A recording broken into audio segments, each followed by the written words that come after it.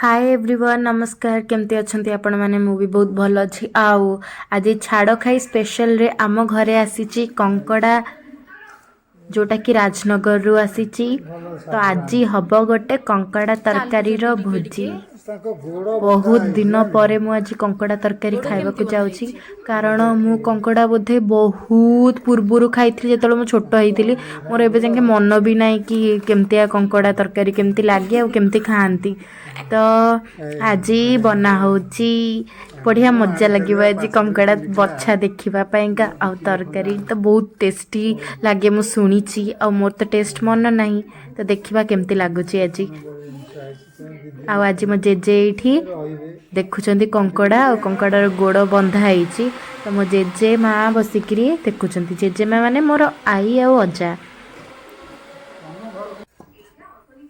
तो गोटे कंकड़ा कौन है बाहर को बाहर की से बैग रु पलै आसला तो मो जेजे ताकू धरुचंती तार गोड़ दीटा बंधा हो जो थी कि सी अटैक करे तो सहीटा बंधा हो जाइए बस खाली सी खाली चलिकी पलाऊँ हाँ तो जेजे एबे ताकू धरिकी नहीं जाउचंती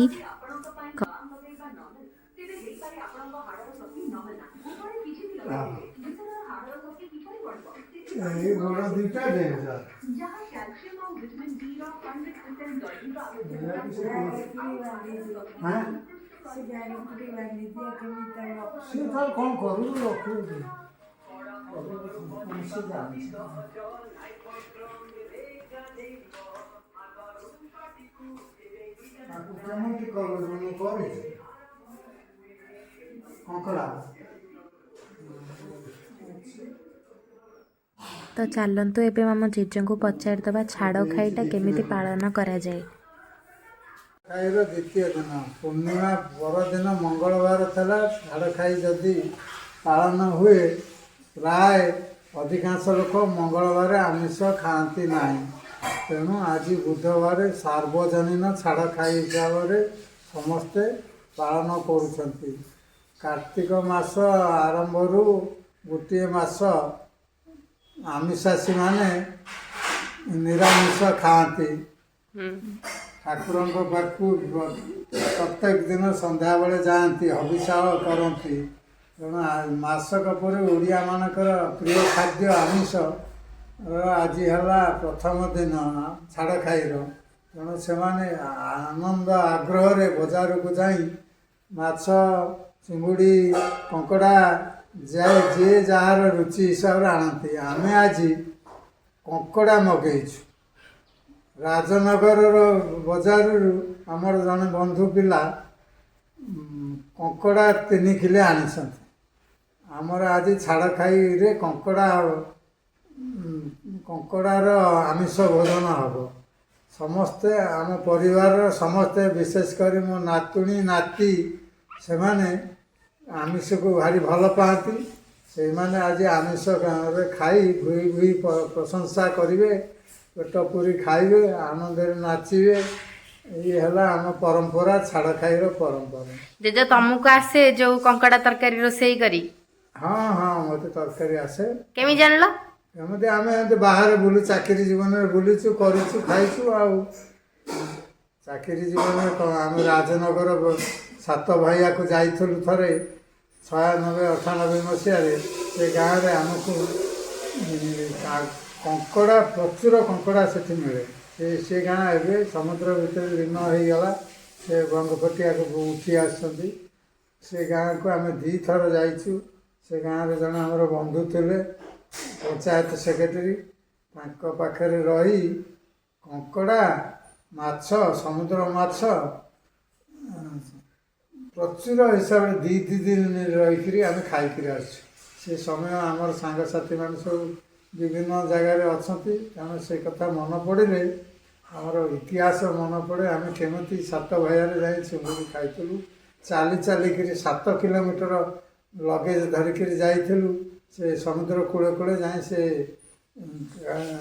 कानपुर आ 7 भाइया एमती 2-3टा गाँ थी आ सब समुद्र 71 मसीहा बात्यार समुद्र लीन हो जाता से गाँव में रही बोले आमर इतिहास अनुभूति आमर बहुत अच्छी बुली ଆମିଷ ଖାଇବାରେ।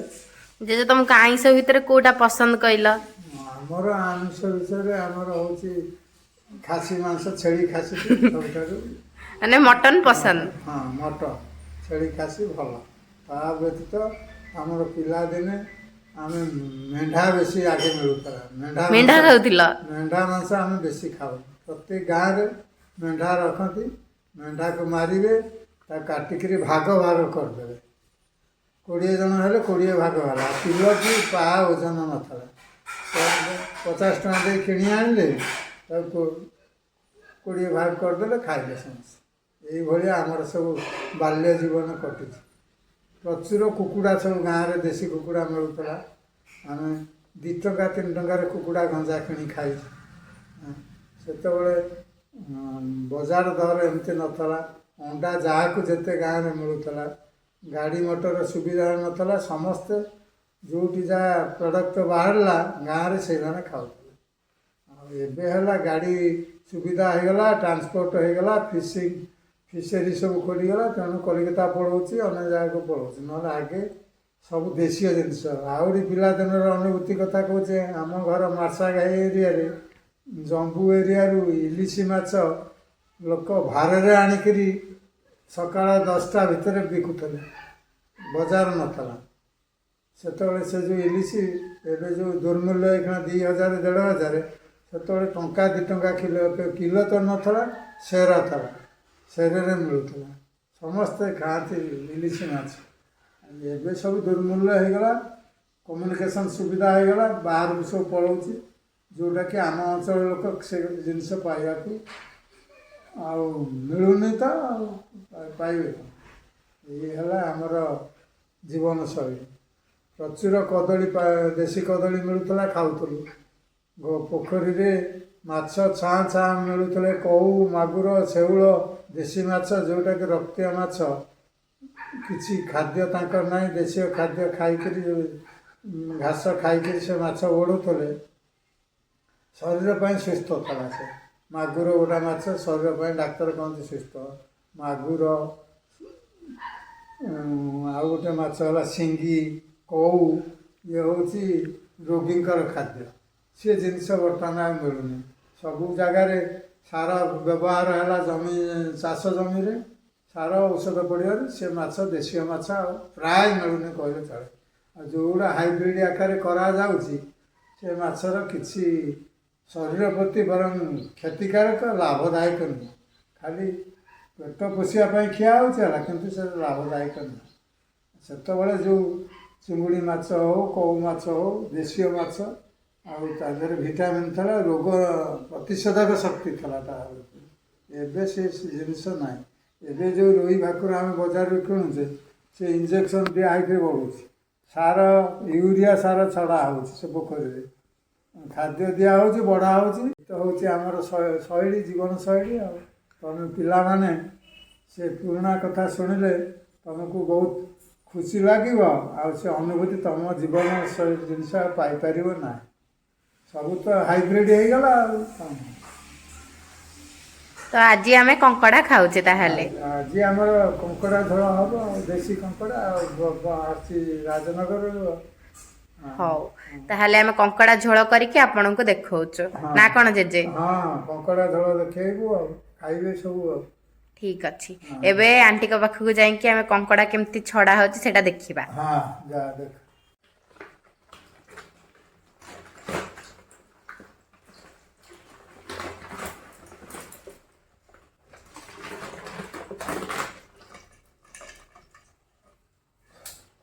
ତ ଏଇଠି ଆଣ୍ଟି ଗରମ ପାଣିରେ କଙ୍କଡ଼ା ଗୁରା ପକେଇକିରି, ତାପରେ ସେ ଟିକେ କଙ୍କଡ଼ା ଟିକେ ତାଙ୍କର ସ୍ତୟ ଅବସ୍ଥାକୁ ଆସିଗଲେ, ମାନେ ଟିକେ ଶାନ୍ତ ହେଇଗଲେ, ଦେନ୍ ଆଣ୍ଟି ତାକୁ ଛଡ଼େଇବେ। ତ ଦେଖନ୍ତୁ କେମିତି କଙ୍କଡ଼ା ଛଡ଼ା ହେଉଛି।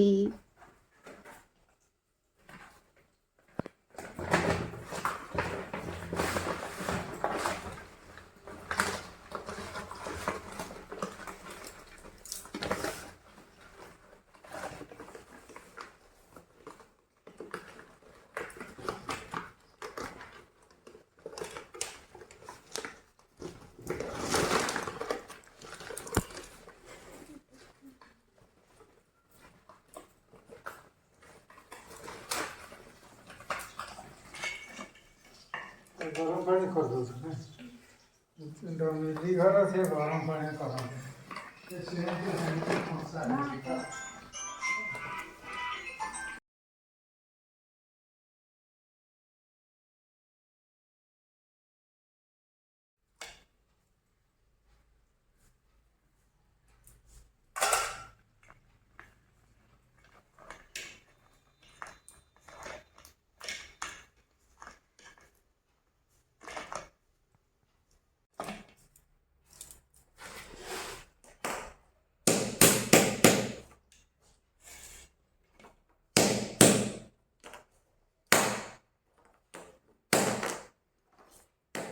এইটা ମରା ହେଉଛି କାରଣ ଯେତେବେଳେ ତରକାରୀଟା ବନା ହେବ ଆ ଭିତରକୁ ସବୁ ମସଲା ଆଉ ରସ ପଶିଯିବ ଯେଉଁଟାକି ତରକାରୀକୁ ଆହୁରି ବେଶୀ ଟେଷ୍ଟି ବନେଇଦେବ।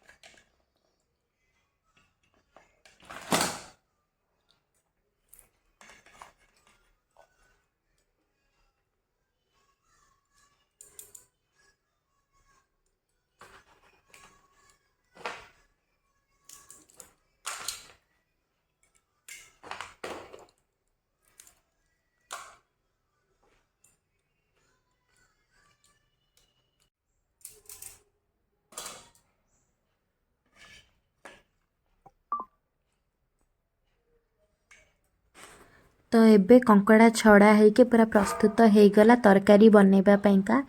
ତ ଚାଲନ୍ତୁ ଦେଖିବା ତରକାରୀଟା କେମିତି ଲାଗୁଛି ଆଜି। ଆଉ ତା ସହିତ ଆଜି ଚିଙ୍ଗୁଡ଼ି ବି ଆସିଛି କାରଣ ମୋ ଜେଜେମା ଯିଏ ସେ ଖାଇପାରିବେନି କଙ୍କଡ଼ା ସେଥିପାଇଁ ତାଙ୍କ ପାଇଁକା ଚିଙ୍ଗୁଡ଼ି ଆସିଛି। ଆଉ ଏଇଠି ଆଣ୍ଟି ତରକାରୀ ପାଇଁକା ଚିଙ୍ଗୁଡ଼ି ବି ଭଜା ହେଉଛି, ଏପଟେ କଙ୍କଡ଼ା ବି ଚାଲିଛି। ଦୁଇଟା ରୋଷେଇ ଆଜି ହେବ। କଙ୍କଡ଼ା ଭଜା ହେଇକି ଏବେ କଢ଼ା ହେଇସାରିଲାଣି।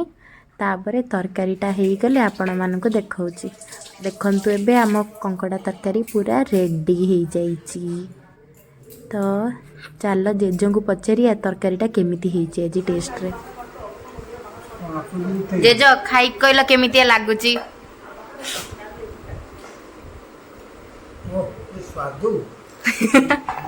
ବଢ଼ିଆ ହେଇଛି। ଆଣ୍ଟି କରିଛନ୍ତି।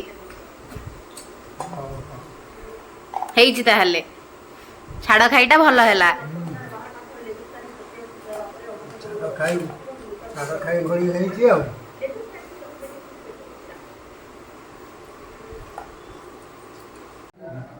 ଆଉ ଏଇଠି ମୋତେ ଦେଖନ୍ତୁ, ମୋତେ କଙ୍କଡ଼ା ଖାଇ ଆସୁନି।